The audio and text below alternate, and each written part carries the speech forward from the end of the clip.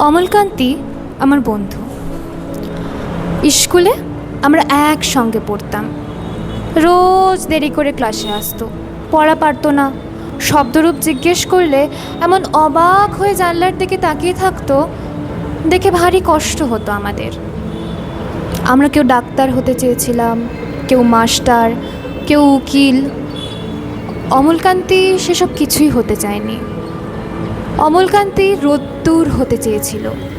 ক্ষান্ত বর্ষণ শেষে কাকটাকা বিকেলে সেই লাজুক রোদ্দুর, জাম আর জামরুলের পাতায় যা নাকি অল্প একটু হাসির মতন লেগে থাকে।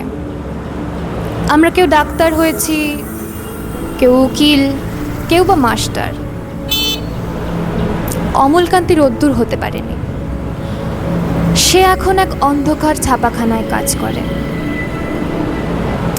মাঝে মধ্যে আমার সঙ্গে দেখা করতে আসে, চা খায়, এটা ওটা গল্প করে, তারপর বলে উঠি তাহলে।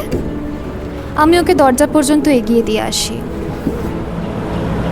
আমাদের যে এখন মাস্টারি করে, সে অনায়াসে উকিল হতে পারত, বা যে ডাক্তারি পড়তে চেয়েছিল তার উকিল হলে এমন কিছু ক্ষতি হতো না। অথচ আমাদের সবারই ইচ্ছে পূরণ হলো, এক অমলকান্তি ছাড়া। অমলকান্তি রোদ্দুর হতে পারেনি।